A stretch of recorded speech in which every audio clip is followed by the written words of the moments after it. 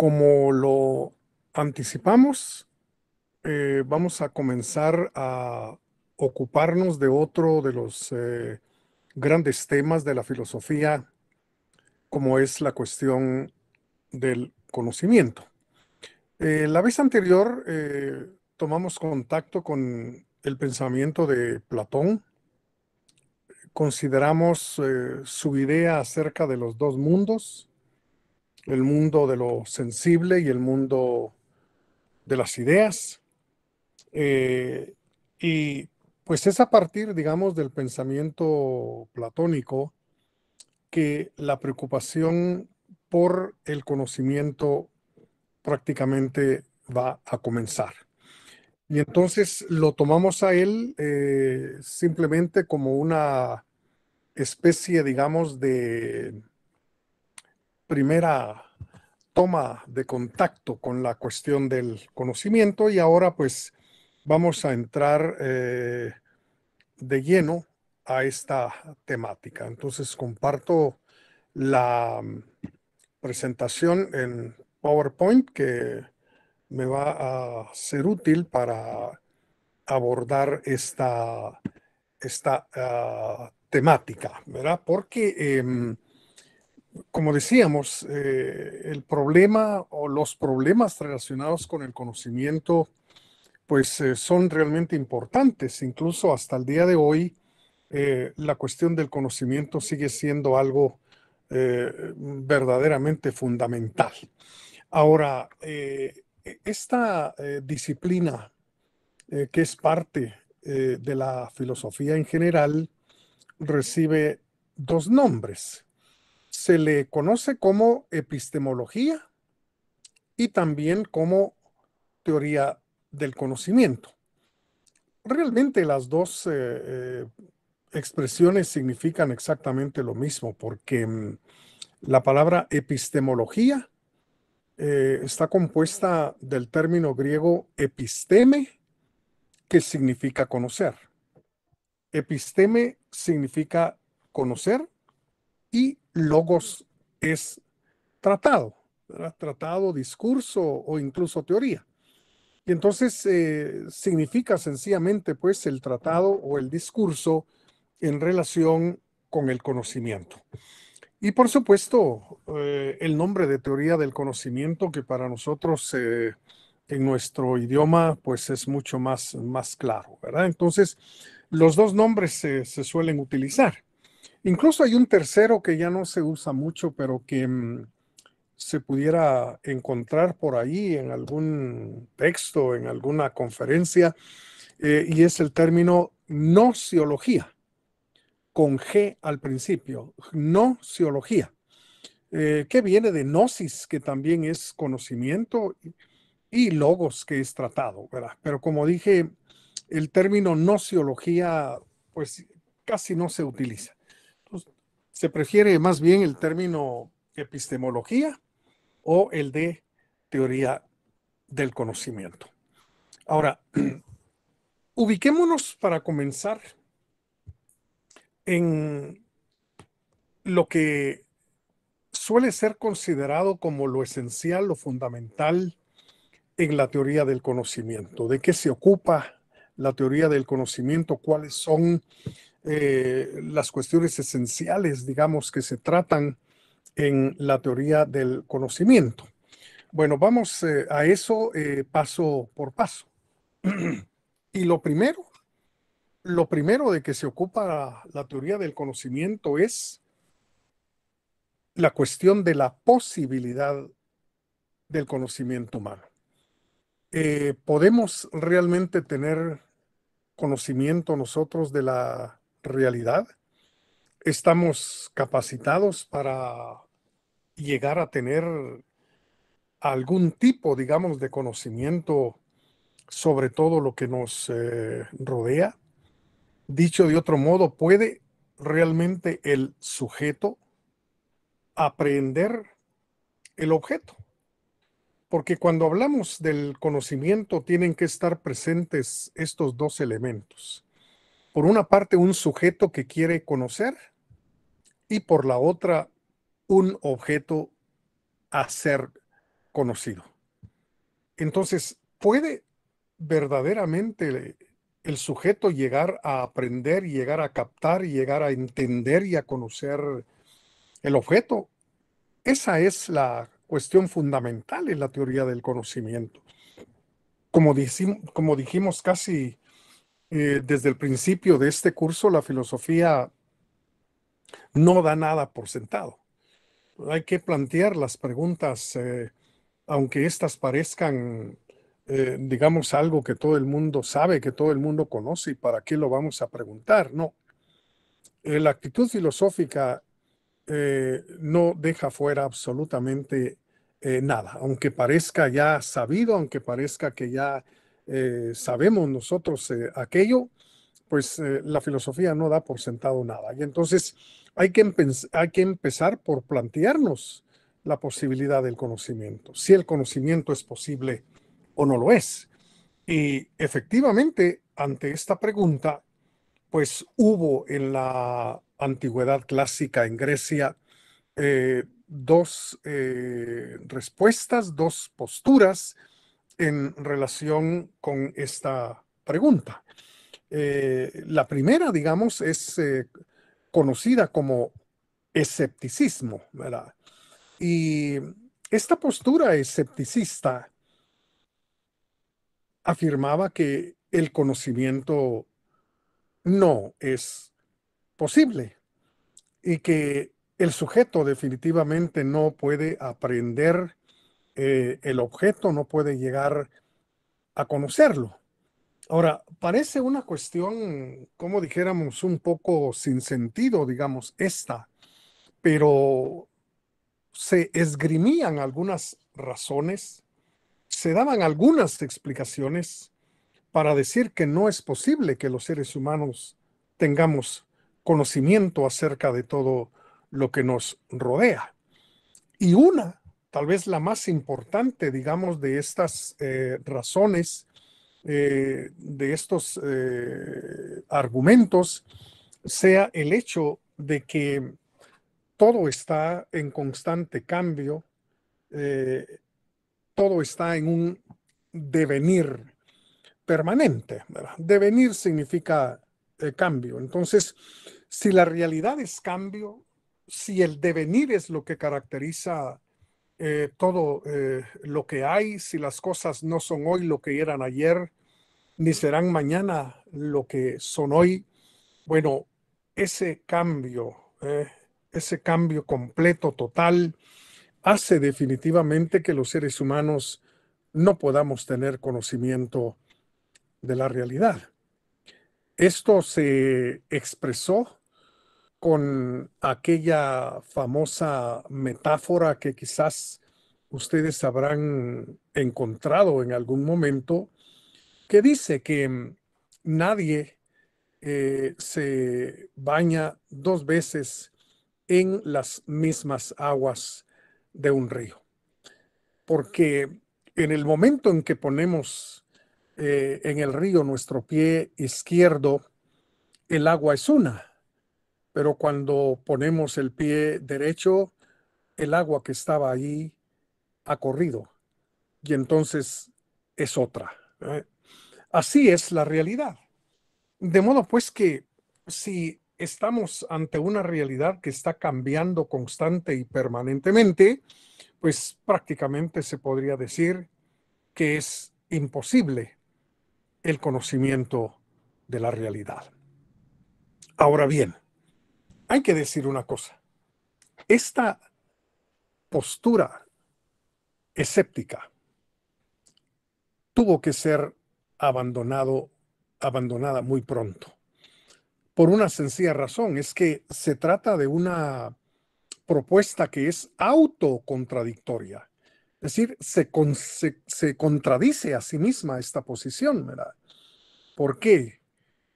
Porque cuando decimos es imposible conocer, por lo menos ya conocemos algo, pues. Por lo menos conocemos que es imposible conocer y entonces definitivamente la posición escéptica se viene al suelo, es decir, se destruye ella sola. por contradecirse, ¿verdad? Por ser autocontradictoria. Y entonces la posición, digamos, que resultó ganadora, como si fuera esto un concurso, pero digamos la posición que resultó ganadora en cuanto a la posibilidad del conocimiento fue la posición del dogmatismo, ¿verdad? Por favor, no hay que confundir la palabra dogmatismo aquí con religión. O sea, no tiene nada que ver con religión. Estamos aquí en un curso de filosofía y todos los términos que empleamos tienen un significado y un fundamento eminentemente filosófico. La palabra dogma significa opinión, ¿verdad? Sencillamente. Entonces, el dogmatismo fue una doctrina que afirmaba que el conocimiento es posible. Sí, el conocimiento no es nada difícil, digamos, para los seres humanos, puesto que los objetos que observamos, que captamos, todo aquello que nos rodea, pues es aprehendido de una manera inmediata. Y entonces, a pesar, digamos, de que esta postura que afirma la posibilidad del conocimiento, que el conocimiento sí es algo a lo cual podemos acceder los seres humanos, ha sufrido, digamos, muchos cambios a lo largo del tiempo. Es, sin embargo, la postura que se ha sostenido, ¿verdad? Aun cuando se afirme que el conocimiento que tenemos del mundo es limitado, aun cuando se diga que el conocimiento humano es precario, que lo que consideramos como verdadero hoy puede ser falso mañana, bueno, todo eso no importa. La idea realmente es que es posible para los seres humanos tener algún tipo de conocimiento acerca de todo aquello que nos envuelve y que nos rodea. Entonces ya conocemos pues las dos posibilidades frente a la pregunta de si es posible o no es posible el conocimiento humano. La del escepticismo, que dice que no y que se autodestruyó, y la del dogmatismo, que afirma que sí es posible para los seres humanos algún tipo de conocimiento de la realidad y del mundo. Ahora, otra de las posturas, digámoslo así, en cuanto a la posibilidad del conocimiento es el llamado subjetivismo. El subjetivismo, como su nombre lo indica, hace énfasis en el sujeto, ¿verdad? Y como cada sujeto es diferente, cada sujeto es distinto, cada ser humano difiere realmente de todos los demás. El subjetivismo lo que afirma, digamos, es que algo puede ser verdadero para una persona, pero probablemente no para otras, ¿verdad? El subjetivismo, entonces, podríamos decir que no acepta, digamos, la posibilidad del conocimiento, al menos como algo que se pudiera dar de manera igual para todos los seres humanos, ¿verdad? Y entonces estamos aquí ante una posición, digamos que no reconoce, pues, la posibilidad del conocimiento, al menos del conocimiento compartido entre todos los seres humanos. Ahora, el subjetivismo también es una doctrina que no se puede sostener, ¿verdad? Porque queda atrapada esta posición en su mismo principio, ¿verdad? En el sentido de que decir que algo puede ser verdadero para una persona y puede ser no verdadero para otras, bueno, esa es una posición de un sujeto, es algo que un sujeto realmente dice, pero no tenemos por qué tomarlo como una verdad absoluta y completa. Y entonces es realmente el subjetivismo también una postura que se destruye definitivamente a sí misma.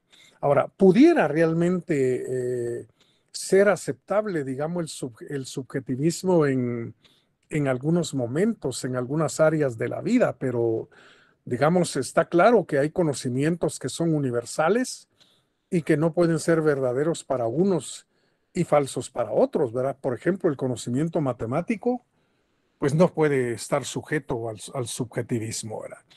Si alguien no puede decir que 2 más 2 es igual a 3.5, eso no se puede, ¿verdad? Para cualquiera aquí en la China y mañana y pasado mañana, 2 más 2 será siempre igual a 4, ¿verdad? Eso no depende realmente del sujeto, no depende del individuo, digamos, ni de sus pareceres, ¿no? Entonces, así como hablamos del conocimiento matemático, podemos hablar de otros tipos también de conocimientos que no están realmente sujetos a la opinión o al parecer de cada quien. Por lo que la posición subjetivista también, como dijimos, prácticamente se destruye a sí misma. Bueno, muy relacionado con el subjetivismo está también el relativismo, ¿verdad? El relativismo, pues, es una postura que afirma que todo se relaciona con el sujeto o todo se relaciona con las circunstancias o al contexto en el cual nos encontremos. Entonces, el relativismo afirma, pues, que el conocimiento es relativo al contexto cultural, ¿verdad? Y fundamentalmente el relativismo quiere tomar como base la famosa frase de Protágoras, quien afirmó que homo omnium rerum mensura est, lo que significa que el hombre es la medida de todas las cosas, que el ser humano es la medida de todas las cosas. Es decir, que todo realmente es relativo. Fundamentalmente, dice el relativismo, al contexto cultural dentro del cual nos encontramos, cada quien. Pero, de nuevo, podemos traer como claro ejemplo el conocimiento matemático, que no importa el contexto cultural donde el individuo se encuentre. 2 más 2 será siempre igual a 4, no importa si la cultura donde se vive es la cultura china o la cultura, qué sé yo, europea o latinoamericana. Realmente el contexto cultural definitivamente no tiene nada que ver con las verdades de la matemática, de la geometría y de ciencias experimentales similares. Entonces, tanto el subjetivismo como el relativismo y también el escepticismo, pues son posturas que no se pueden aceptar, digamos así, a rajatabla, como decimos común y corrientemente. Entonces, tenemos pues que en términos más o menos generales, eh, lo sostenido por el dogmatismo sigue siendo hoy bastante aceptado, ¿verdad? Que sí es posible tener un conocimiento acerca de la realidad y acerca de todo lo que nos rodea. Sí es posible el conocimiento, con ciertas limitaciones, en fin, etcétera, pero sí es posible. Bueno, ahora entramos a una segunda cuestión relacionada con el problema del conocimiento. Entonces, dejamos a un lado la posibilidad del conocimiento y ahora queremos hacernos cargo de la cuestión del origen del conocimiento. Si el conocimiento es posible, entonces, ¿cuál es su origen? O dicho de otro modo, ¿cuál es la fuente gracias a la cual obtenemos el conocimiento del mundo? Y fundamentalmente se propusieron desde la época clásica en Grecia dos, dos fuentes. Por un lado, la razón y por otro lado, la experiencia sensorial. ¿Es realmente la razón el instrumento gracias al cual obtenemos el conocimiento del mundo, o por el contrario, es la experiencia sensorial. Hay que agregar aquí la palabra sensorial porque la palabra experiencia hoy puede significar muchas cosas, pero digamos, hay que recordar que la palabra griega de donde viene el término experiencia es la palabra empeireia, ¿verdad? Y empeireia en griego significaba precisamente lo que proviene de los sentidos, ¿verdad? Sí, literalmente nosotros la traducimos al español como experiencia, pero los griegos enfatizaban más bien los datos, los informes o la información que proviene de nuestros sentidos, la vista y el oído, principalmente, como decía Aristóteles, ¿verdad? Y entonces, esta cuestión de si la razón o los sentidos, para ponerlo más fácilmente, la razón o los sentidos son realmente las fuentes de donde obtenemos el conocimiento, pues es algo que se ha discutido, digamos, desde entonces, incluso, digamos, hasta el día de hoy.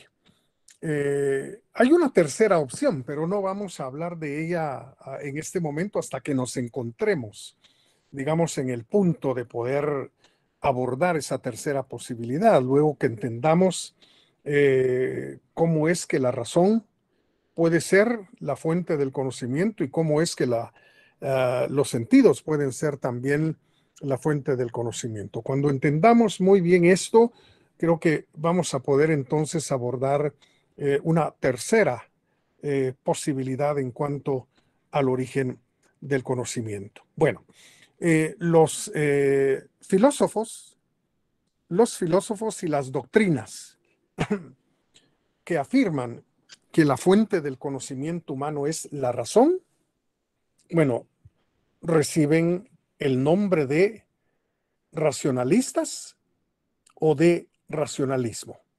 Entonces, cualquier filósofo que diga que la razón es la fuente del conocimiento es un racionalista. Y cualquier doctrina que afirme que la razón es el instrumento por el cual adquirimos el conocimiento, pues será llamada racionalista también, o simplemente como racionalismo. Entonces, el racionalismo sostiene que la razón es precisamente la fuente principal o incluso la única fuente del conocimiento humano. Y aquí pues vamos a recordar brevemente a Platón, a quien abordamos en la clase pasada, y también haremos alguna referencia al filósofo francés René Descartes o Descartes. Bueno, ¿cómo Platón llegó a afirmar que la razón es el único instrumento para la adquisición del conocimiento? Bueno, en primer lugar, entre los argumentos que vimos en la clase pasada, porque Platón estaba convencido de que este mundo en el cual los sentidos operan, este mundo material, pues no constituye la verdadera realidad. Es nada más una sombra, ¿verdad? Como en el mito de la caverna, ¿sí? ¿Recordamos? Como en el mito de la caverna, eh, los esclavos estaban familiarizados con las sombras que veían enfrente, en el fondo de la cueva, pues así somos los seres humanos en este mundo, decía Platón, esclavos de nuestros sentidos y viendo solo sombras, ¿verdad? Es decir, todo lo que tenemos aquí en el lugar donde nos encontramos es simplemente una mera sombra, una mera copia. No es la verdadera y auténtica realidad. ¿Por qué? Porque aquí todo nace y muere, surge y desaparece, ¿verdad? Es hoy y mañana ya no es. Y entonces Platón considera que este mundo no es la auténtica realidad. La verdadera realidad para él es el mundo allá arriba, el topos Uranus, donde están las esencias, las ideas, las sustancias que constituyen la verdadera realidad.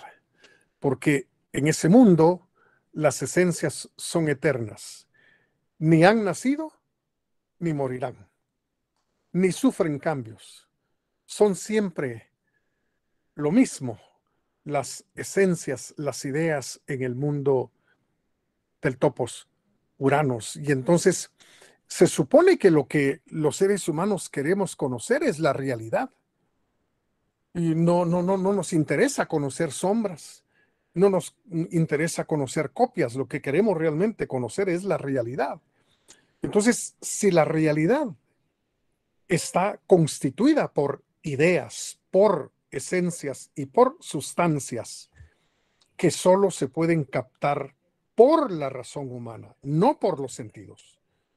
Entonces, Platón afirma que la razón es el único instrumento que nos puede brindar conocimiento de la realidad.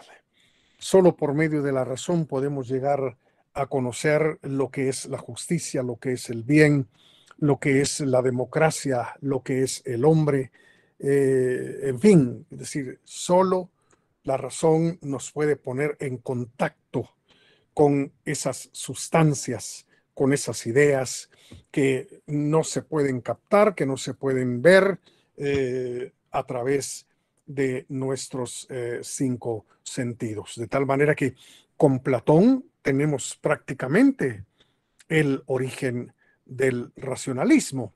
Ahora, hay que decir una cosa, digamos, en relación con el racionalismo, y es que el racionalismo hace énfasis en lo universal, que el conocimiento definitivamente tiene que ser de carácter universal, ¿verdad? Ya lo decía Platón empleando algunos ejemplos, decía, ¿de qué me sirve a mí una medicina que cure a X, pero que no cure a Y, ¿verdad? Que haga mejorar la salud de este, pero que no mejore la salud de este otro. Platón buscaba entonces un conocimiento de características universales, no saber ni conocer lo particular, sino lo universal. De alguna manera, creo que esto sigue siendo un principio fundamental cuando hablamos del conocimiento. Queremos realmente el conocimiento de características universales. De hecho, la palabra universidad, la palabra universidad va exactamente por ese camino. Cuando las universidades se fundaron durante la Edad Media en Europa, siendo las universidades de París y de Bolonia las primeras en ser fundadas, pues se les llamó precisamente así, universidades, porque allí se suponía que se cultivaba el conocimiento de carácter universal, ¿verdad? Y la universalidad también del conocimiento, de tal manera que no importa dónde se estudiara, pues siempre se iba a tener contacto con lo universal. Y creo que la ciencia actual, pues también tiene las mismas aspiraciones, ¿verdad? De un conocimiento de características universales, ¿verdad? Entonces, Platón creo que nos deja con su racionalismo una herencia que no podemos renunciar, a la que no podemos renunciar, vigente, digamos, e importante hasta el día de hoy, ¿verdad? Tiene, por supuesto, sus lugares de crítica también, digamos, el racionalismo, pero yo creo que hay algo definitivamente salvable también en esta postura eminentemente racionalista de Platón. Ahora bien, el racionalismo fue reavivado, por decirlo así, o tal vez resucitado durante la época moderna, ¿verdad? La modernidad, pues, es una de las etapas de la historia universal y de la historia también de la filosofía. Y fundamentalmente se reconoce que el padre de la modernidad, el padre de la filosofía moderna, es precisamente el filósofo francés René Descartes. Descartes. Ahora, el racionalismo propio, digamos, de Descartes ciertamente le debe bastante al racionalismo de Platón, pero aún así también tiene características, digamos, muy particulares. Entonces, comenzamos, digamos, por recordar aquí que Descartes tuvo una experiencia de decepción, por decirlo así, con la formación filosófica que había adquirido durante sus estudios. ¿Verdad? Él fue educado por jesuitas en el Liceo de la Flèche en París. ¿Verdad? Y entonces, siendo también un tipo sumamente inteligente, porque desde niño demostró una inteligencia muy particular, Descartes, llegando a dominar el idioma griego cuando era todavía muy pequeño, ¿no? Entonces, tuvo una formación tremendamente seria y conocía profundamente la filosofía clásica, griega, romana, a los medievales, en fin, etcétera. Pero llegó un momento en su experiencia personal en la que se sintió desilusionado, digámoslo así, con la formación que había recibido en filosofía. Y entonces tratando, digamos, de encontrar una nueva ruta, una nueva manera, digamos, de encontrar un nuevo tipo de conocimiento, Descartes se puso a dudar de todo. Es lo que se conoce como la duda metódica, la duda como un instrumento para llegar a.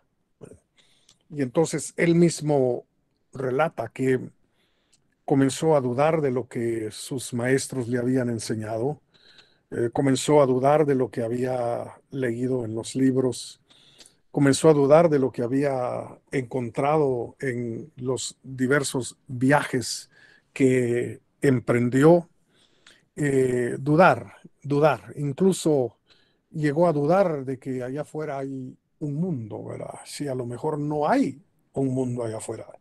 Llegó a dudar incluso de su propia vida. De repente ni siquiera estoy vivo, pues, ¿verdad? Y es más, llegó a dudar de su misma capacidad de pensar, ¿verdad? Es decir, dudar de que estaba pensando, dudar de que pensaba, pero cuando llegó a ese punto de dudar de su propio pensar, descubrió que algo de lo que no se puede dudar es el pensar mismo. ¿Verdad? Y entonces lo expresó con aquella frase que todos hemos encontrado en algún momento, que dice, si pienso, luego soy. Es decir, el pensamiento es algo que no se puede negar, porque si lo negamos, de todos modos estamos pensando. Entonces, Descartes llegó realmente a la conclusión de que el yo, el yo de los seres humanos tiene como característica esencial el pensar.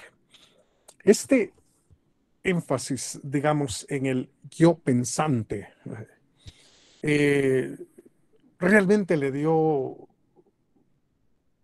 una vuelta total a la filosofía, sobre todo en comparación con la Edad Media, porque Durante la Edad Media, Dios fue el gran protagonista y la religión era el todo para la vida de los hombres. Cuando Descartes lleva a cabo este descubrimiento del si pienso, luego soy, lo que hace es colocar al yo pensante en el centro mismo de todo. Se desplaza a Dios y se pone en el centro de todo al yo pensante.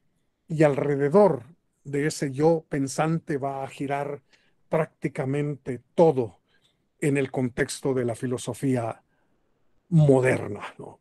Entonces, hay un cambio enorme llevado a cabo por la obra y el pensamiento de Descartes durante la modernidad. Y eso es lo que va a caracterizar precisamente a toda la filosofía moderna, que todo realmente va a girar alrededor del yo pensante. De manera pues que tenemos aquí un racionalismo que, como dije, en cierto modo parecido al de Platón, pero con características un poco diferentes que condujeron pues a que el yo pensante fuera el centro de todas las cosas y que la razón humana viniera a ser el último juez o la última instancia, digamos, inapelable respecto al conocimiento, respecto a la moral,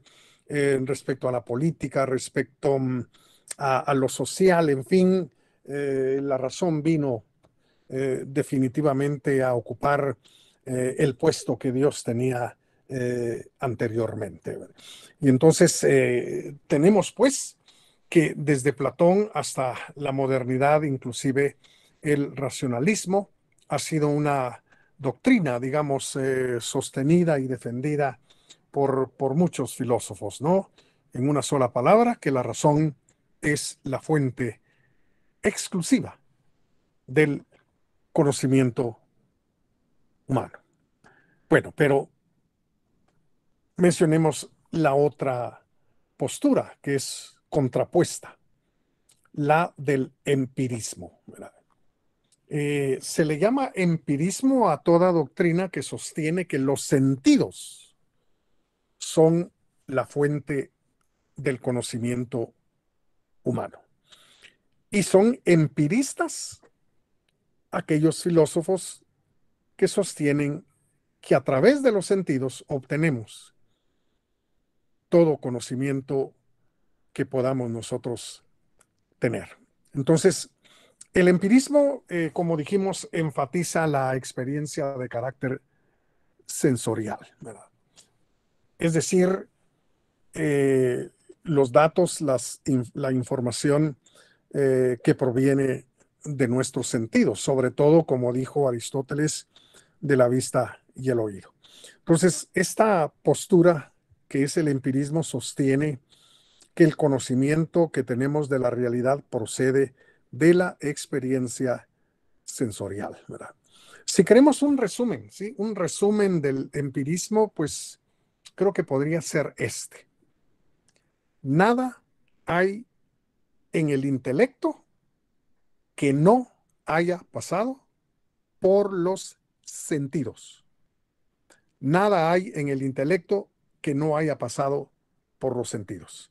Ese es el principio fundamental del empirismo.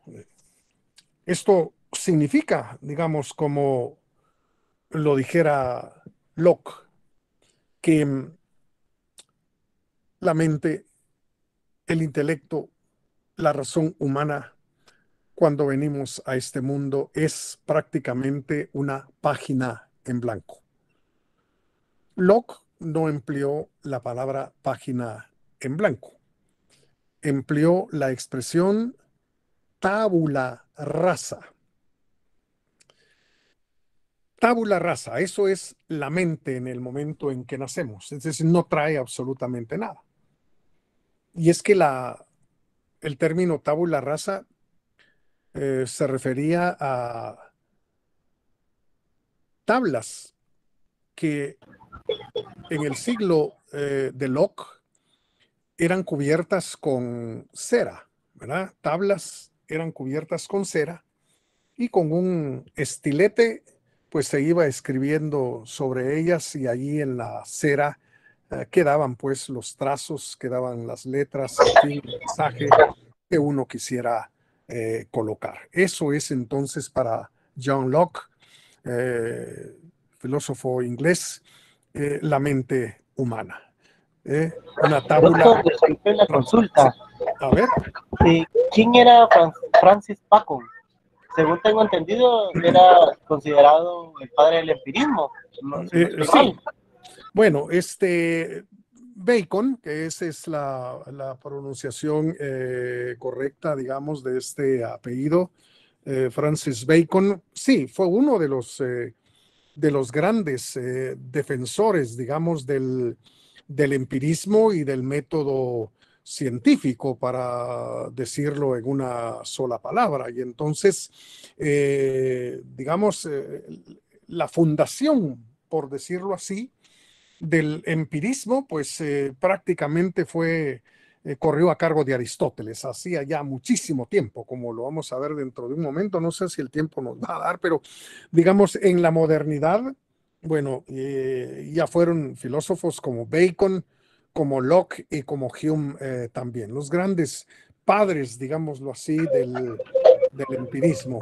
Pero no sé si había algo más detrás de la observación que estaba haciendo.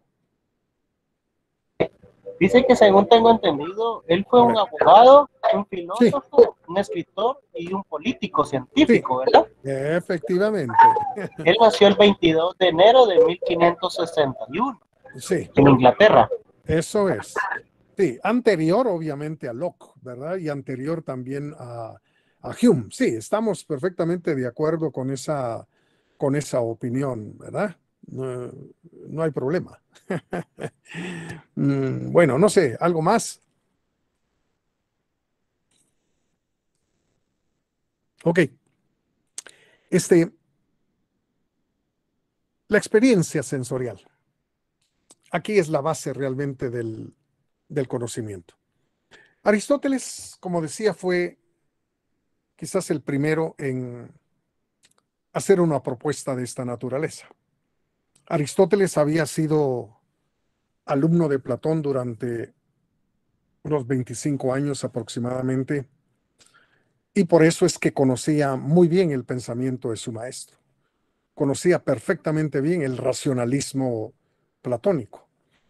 Y por lo mismo que lo conocía muy bien, llegó a no estar de acuerdo con el racionalismo platónico. Aristóteles entonces optó más bien por darle prioridad y mayor importancia a los sentidos. Por eso, en su metafísica, Aristóteles dice que todos los seres humanos, tenemos una tendencia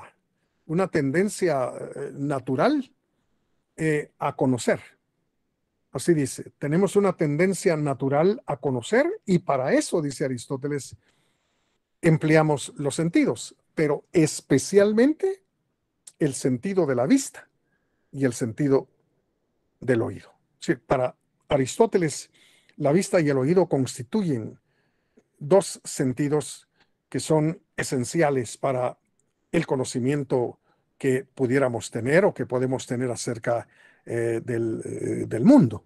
Entonces, Aristóteles viene a privilegiar los sentidos, cosa que Platón había rechazado y criticado, ¿verdad? De modo que todo el conocimiento que podamos realmente obtener y tener es producto de la experiencia sensorial, ya sea de una experiencia directa, ¿verdad? Personal, o de la experiencia ajena, ¿verdad? Es decir, uno no necesita quemarse para saber que el fuego produce daño, ¿verdad? Es decir, basta realmente con que otros lo hayan experimentado para que uno acepte aquel conocimiento como verdadero, ¿verdad? Incluso hay lugares donde nunca hemos estado y probablemente nunca vayamos a estar, pero que tenemos conocimiento de ellos por la experiencia de otros, ¿verdad? Es decir, el monte del Kilimanjaro, pues sabemos que existe, no porque hayamos estado allí, sino porque hemos visto probablemente fotografías que han sido tomadas por personas que sí han tenido, digamos, la vivencia de estar en esa enorme mole montañosa. Y entonces no tiene que ser, digamos, necesariamente una experiencia sensorial directa y personal, sino más bien hay lugar también para la experiencia ajena